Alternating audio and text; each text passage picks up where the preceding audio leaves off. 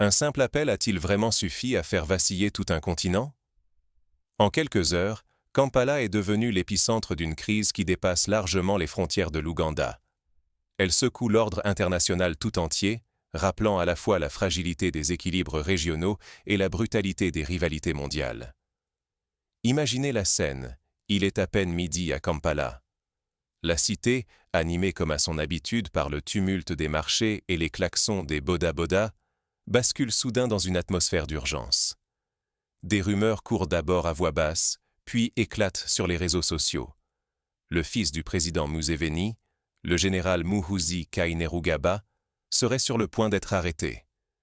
Les premières réactions sont de l'incrédulité, puis la peur s'installe. En moins d'une heure, les communications téléphoniques deviennent inaccessibles. Internet, si vital pour la jeunesse urbaine, se réduit à un filet d'eau.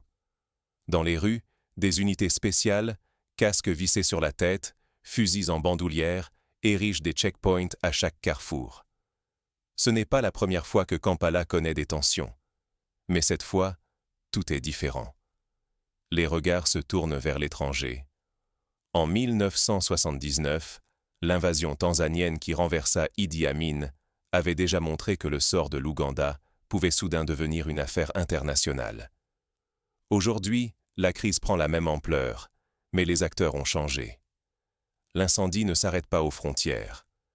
À Ouagadougou, Ibrahim Traoré, jeune chef militaire du Burkina Faso et figure montante du panafricanisme, lance un avertissement inédit à Washington. Toute action contre l'Ouganda sera considérée comme une déclaration de guerre contre la souveraineté africaine. Ce geste n'a rien de symbolique. Rappelons-nous l'histoire. En 1956, l'Égypte de Nasser avait, en nationalisant le canal de Suez, déclenché une crise mondiale. Aujourd'hui, le message de Traoré résonne comme un écho de Suez. L'Afrique veut se dresser contre toute tentative de mainmise extérieure. Les capitales occidentales paniquent. À Bruxelles, une réunion d'urgence rassemble diplomates européens. À Washington, des sénateurs multiplient les déclarations alarmistes. L'ONU, de son côté, s'efforce tant bien que mal de garder la porte du dialogue entr'ouverte. Mais le feu couve. Chaque heure qui passe rend la situation plus explosive. Derrière le rideau, la Russie entre en scène. Moscou promet son appui total à Kampala, dénonçant ce qu'elle considère comme une nouvelle ingérence occidentale. Les médias russes, RT en tête, martelant le message. L'Ouganda est le dernier bastion, à préserver coûte que coûte, quitte à défier ouvertement les États-Unis et l'Europe. Pour comprendre la portée de cette position, rappelons la crise syrienne.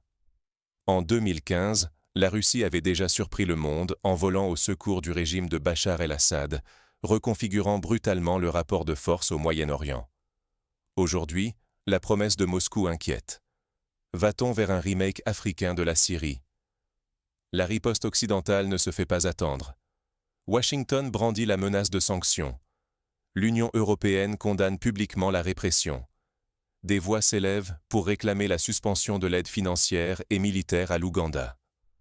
Pourtant, sur le terrain, la situation échappe à tout contrôle.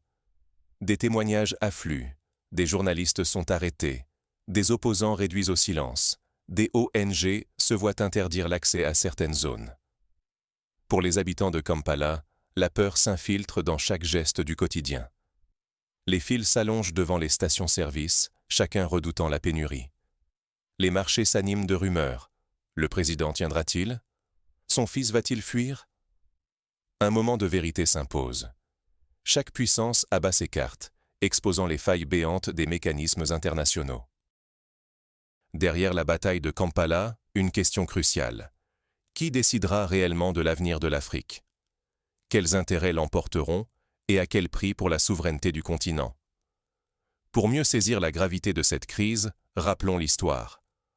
En 1960, l'assassinat de Patrice Lumumba avait plongé le Congo dans un chaos orchestré par les grandes puissances. L'Afrique, alors, était un terrain de jeu pour la guerre froide. Aujourd'hui, la même logique semble ressurgir. Ignorer ce qui se joue aujourd'hui, c'est risquer de passer à côté de la prochaine onde de choc mondial.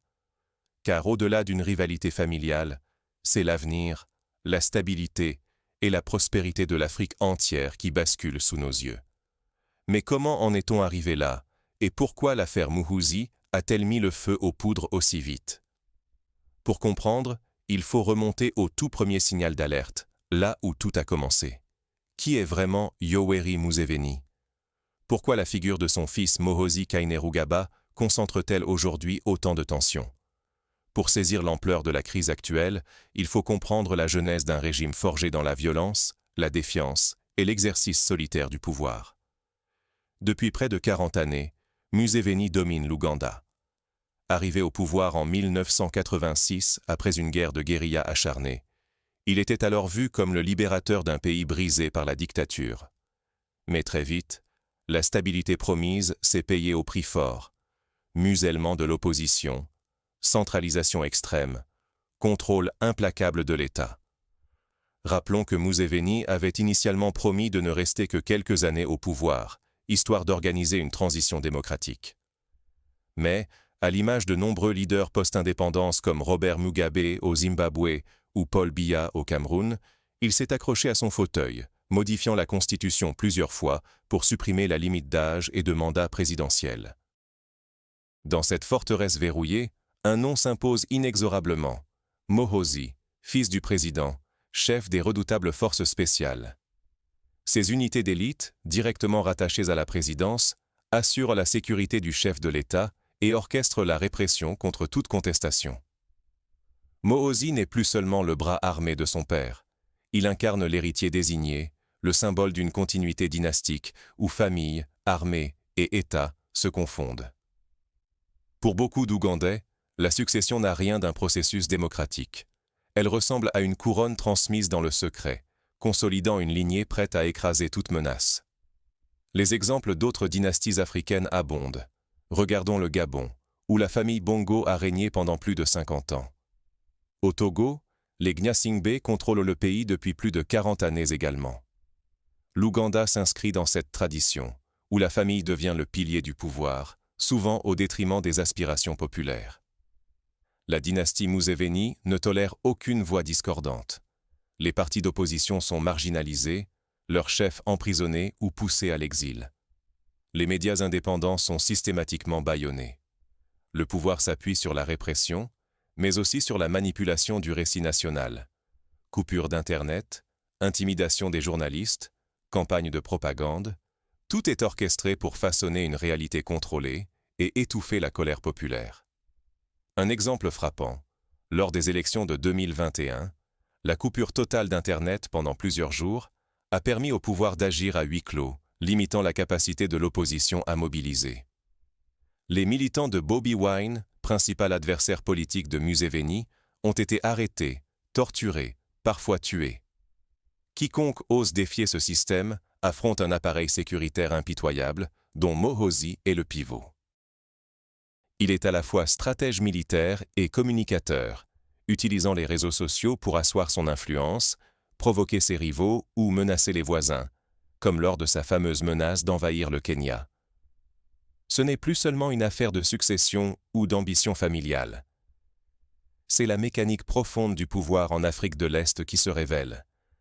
Un équilibre précaire, où la stabilité repose sur la fidélité de quelques hommes, capables de verrouiller l'ordre à n'importe quel prix.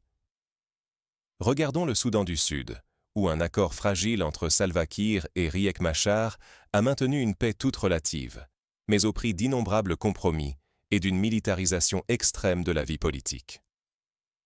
L'Ouganda suit une trajectoire similaire, où l'armée devient la colonne vertébrale de l'État. Ignorer cette histoire, c'est perdre la clé pour comprendre le présent et sous-estimer les forces souterraines qui sculptent l'avenir du continent. Mais désormais, la crise a franchi les frontières.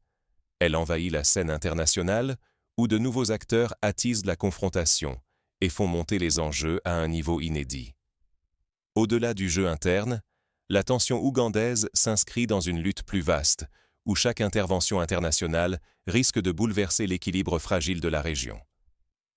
Un avertissement venu du Burkina Faso va bientôt transformer la crise en détonateur géopolitique. Pourquoi l'arrestation d'un général ougandais met-elle soudain Washington, Moscou et Ouagadougou en état d'alerte?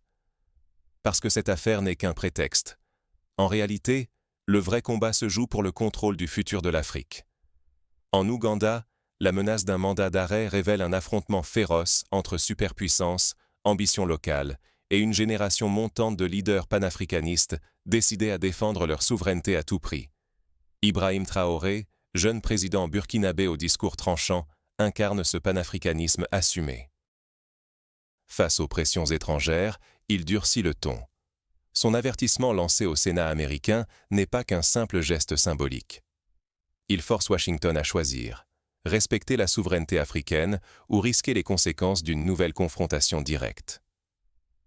Ce n'est pas la première fois que l'Afrique s'oppose frontalement à l'Occident. Pensons à Thomas Sankara, assassiné en 1987 après avoir défié les puissances coloniales et prôné l'autonomie économique de son pays. Traoré reprend ce flambeau, avec des moyens différents, mais la même volonté d'émancipation. Les États-Unis, fidèles à leur méthode, brandissent la menace de sanctions économiques et politiques, leur arme de prédilection contre les régimes jugés récalcitrants. L'Union européenne emboîte le pas, condamnant vigoureusement la répression en Ouganda. Mais cette indignation n'est pas unanime. Beaucoup d'Africains y voient un deux poids, deux mesures, une justice fluctuante au gré des intérêts occidentaux. Les exemples abondent, les sanctions contre le Zimbabwe de Mugabe, la pression sur le Mali après les coups d'État militaires, mais aussi la tolérance envers certains alliés stratégiques, malgré leurs manquements aux droits humains. La Russie, elle, profite de la crise pour se présenter en championne de l'indépendance africaine. Moscou renforce son soutien à Museveni, entre livraison d'armes, conseillers militaires et relais diplomatiques. Derrière cette aide, un calcul froid. Chaque revers pour l'influence occidentale est une victoire stratégique dans la course à un nouvel ordre mondial. Il suffit de regarder les accords passés récemment entre Moscou et Bamako, ou l'installation de sociétés militaires privées russes dans le Sahel, pour comprendre que la Russie avance ses pions partout où l'Occident recule. Ce bras de fer transforme la souveraineté en champ de bataille idéologique, mais aussi en enjeu très concret. Pour Traoré et ses alliés, défendre l'intégrité d'un État africain, même critiqué, c'est résister à un ordre international jugé partial et néocolonial. Pour l'Occident, faire pression sur Museveni, c'est défendre les droits humains, mais aussi préserver l'accès à une région riche en ressources et cruciale pour la sécurité. Chaque discours, chaque convoi militaire à Kampala, chaque vote à l'ONU devient une pièce d'un échiquier où se joue, en sourdine, une nouvelle guerre froide. Le danger ? Que l'Afrique, au lieu de tracer sa propre voie, soit réduite au rang de terrain d'affrontement par procuration où les populations locales paient, encore, le prix fort. Ce qui se joue à Kampala ou dans les couloirs feutrés de l'ONU n'est pas qu'une affaire ougandaise. C'est la capacité, ou non, pour les États africains de décider, enfin, de leur destin sans être pris en étau entre deux impérialismes. À mesure que la tension monte, plusieurs scénarios se dessinent, tous porteurs de conséquences lourdes et imprévisibles. Mais comment cette crise va-t-elle évoluer ? Les prochains actes pourraient bien surprendre, bouleversant l'équilibre fragile du continent. Et si le dernier rempart russe en Afrique de l'Est s'effondrait soudainement ? Imaginez un instant. Museveni tombe. Ce n'est pas seulement un homme qui disparaît, mais tout un équilibre régional qui s'effondre. Sans son dirigeant autoritaire, l'Ouganda pourrait basculer en quelques semaines dans un chaos inédit. Les factions militaires, longtemps muselées, se disputeraient le pouvoir, ouvrant la voie à des luttes fratricides. Les frontières deviendraient des passoires. Des dizaines de milliers de réfugiés fuiraient vers le Rwanda, le Soudan du Sud ou la République démocratique du Congo. Chaque déplacement amplifierait des crises humanitaires déjà explosives autour des Grands Lacs. On se souvient de la chute de Mobutu au Zaïre en 1997, qui avait précipité l'effondrement de l'État, l'arrivée de Laurent-Désiré Kabila et l'embrasement du Congo, avec des millions de morts à la clé. L'Ouganda pourrait connaître un destin similaire si la succession n'est pas maîtrisée. Une armée éclatée en milices rivales transformerait le pays en terrain d'affrontement, comme on l'a vu après la chute d'autres régimes autoritaires en Afrique ou au Moyen-Orient. La Libye post-Kadhafi, la Somalie après la chute de Siad Barre, l'Irak après Saddam Hussein. Dans ce scénario, l'Occident et l'ONU seraient face à un dilemme redoutable. Intervenir pour l'humanitaire ou laisser la Russie, voire la Chine, remplir le vide? Mais les interventions dites humanitaires ont rarement apporté une paix durable. Rappelons les échecs des missions au Rwanda en 1994 ou les difficultés de la MINUSMA au Mali. Les mécanismes multilatéraux sont grippés. Chaque résolution bute sur un veto, chaque opération est ralentie par les intérêts contradictoires des grandes puissances. L'efficacité internationale s'effrite, et ce sont les populations qui paient le prix de ce bras de fer diplomatique. Dans ce vide, un nouvel axe anti-occidental pourrait prendre forme, du Sahel à l'Afrique de l'Est. Autour de figures comme Ibrahim Traoré et sous le regard bienveillant de Moscou, une dynamique déjà visible au Burkina Faso, au Mali et au Niger se renforcerait. L'Afrique tenterait ainsi d'imposer sa souveraineté, mais au risque de nourrir de nouveaux autoritarismes. L'Est du continent deviendrait alors un nouveau théâtre où se rejoignent les rivalités globales, chaque camp poussant ses pions, chaque crise servant de prétexte à une intervention ou à une alliance éphémère. Au cœur de cette tempête, les institutions internationales révèlent toute leur fragilité. Les vétos volent, les coalitions se fissurent, et l'ONU semble assister, impuissante. Les grandes puissances s'affrontent frontalement, empêchant toute solution commune. L'Afrique se retrouve piégée entre des blocs rivaux, sa souveraineté redéfinie au gré des convoitises et des crises. L'enjeu est vertigineux. Voir un continent où chaque avancée vers l'indépendance pourrait rimer avec dérive autoritaire ou chaos total. L'Ouganda, laboratoire brûlant, incarne ce dilemme. Si la Russie s'implique, ce sera pour préserver ses intérêts, quitte à soutenir un régime controversé ou à imposer une transition favorable à Moscou. Une intervention occidentale, à l'inverse, risquerait d'être perçue comme une ingérence néocoloniale, exacerbant les tensions au lieu de les apaiser. Derrière ces stratégies et ces calculs, une vérité demeure.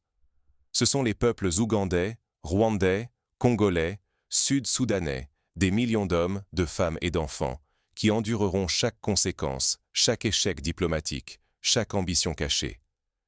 Mais cette crise en Ouganda n'est qu'une pièce d'un puzzle géopolitique bien plus vaste.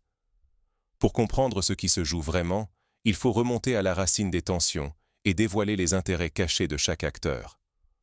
Au cœur de la tourmente ougandaise, une question brûle.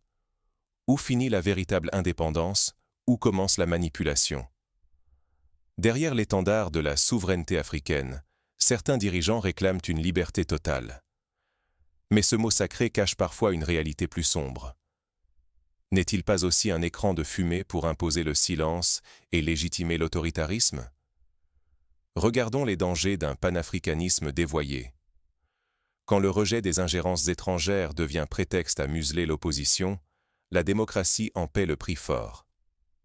En Ouganda, la concentration du pouvoir autour du président et de sa famille s'accompagne d'une répression croissante des voix dissidentes, des médias libres et de la société civile. L'appel vibrant à la souveraineté sert à justifier l'étouffement de toute contestation. Mais la partie ne se joue pas qu'en interne. Les partenaires extérieurs, occidentaux ou russes, avancent chacun leur pion.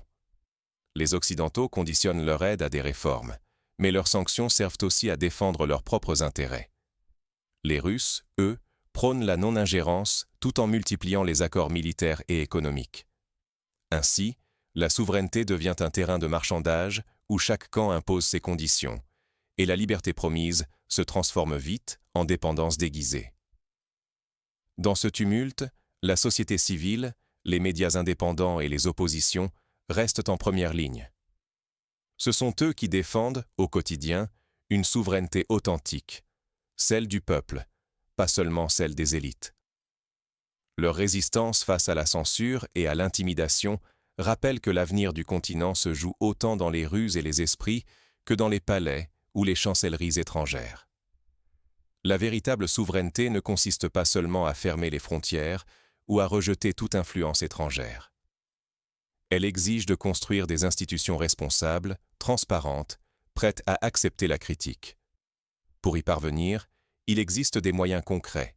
Renforcer l'éducation civique, garantir l'indépendance de la justice, instaurer des mécanismes de contrôle citoyen sur les finances publiques, soutenir le journalisme d'investigation, protéger les lanceurs d'alerte, créer des plateformes de dialogue entre les communautés et les décideurs, sont autant de leviers pour consolider une souveraineté populaire. Sans démocratie, la souveraineté devient un slogan creux, récupéré par ceux qui refusent d'être contestés.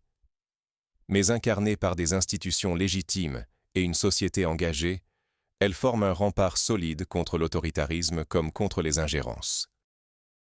Ignorer ces subtilités, c'est risquer de tomber dans le piège des propagandes et des illusions. Croire que l'indépendance se décrète d'en haut ou qu'une puissance étrangère viendra sauver le pays. Mais c'est aussi passer à côté d'une occasion historique. Soutenir une Afrique forte, démocratique, capable d'imposer ses choix et d'inspirer le monde entier. Alors que la tension atteint son paroxysme, la moindre étincelle peut tout faire basculer. La suite dévoilera qui, réellement, parviendra à imposer ses règles sur l'échiquier africain. Ce qui se joue aujourd'hui à Kampala pourrait décider de demain, partout ailleurs. Réduire la crise ougandaise à une querelle familiale, c'est ignorer l'essentiel. Ce drame est le laboratoire où s'affrontent les récits, les intérêts et les limites des grandes puissances qui cherchent à façonner le continent selon leurs propres règles. À la menace qui pèse sur le fils du président Museveni, répond une vague mondiale. L'Afrique redevient la ligne de front d'une guerre pour la souveraineté. Chaque décision, chaque silence, chaque mot pèse lourd. Le Burkina Faso, la Russie, les États-Unis, l'Union européenne. Tous écrivent leur version de l'histoire, rarement avec l'Afrique pour principal protagoniste. Se contenter des apparences, c'est accepter d'être dépossédé de son destin. C'est laisser croire que certains peuples ne méritent pas de choisir leur avenir.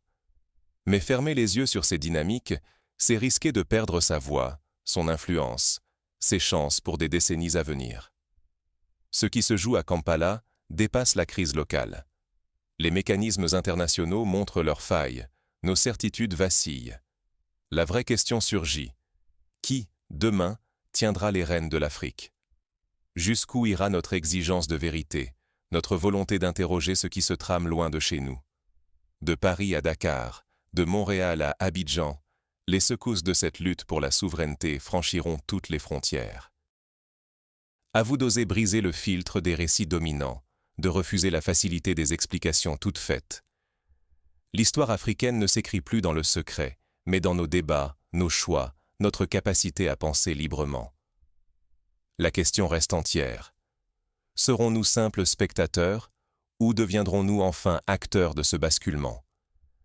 Pour aller au-delà des discours, chacun peut agir à son niveau. Partager l'information indépendante, soutenir les médias libres, interpeller les élus, échanger avec les communautés africaines sur place ou en diaspora. Car il suffit parfois d'un simple geste, d'une voix qui ose dire non pour faire avancer l'histoire. Kampala n'est pas une exception, mais un miroir tendu à toutes les sociétés en quête de souveraineté réelle. Ce combat, qu'il se joue dans l'ombre des palais ou à ciel ouvert, nous concerne tous.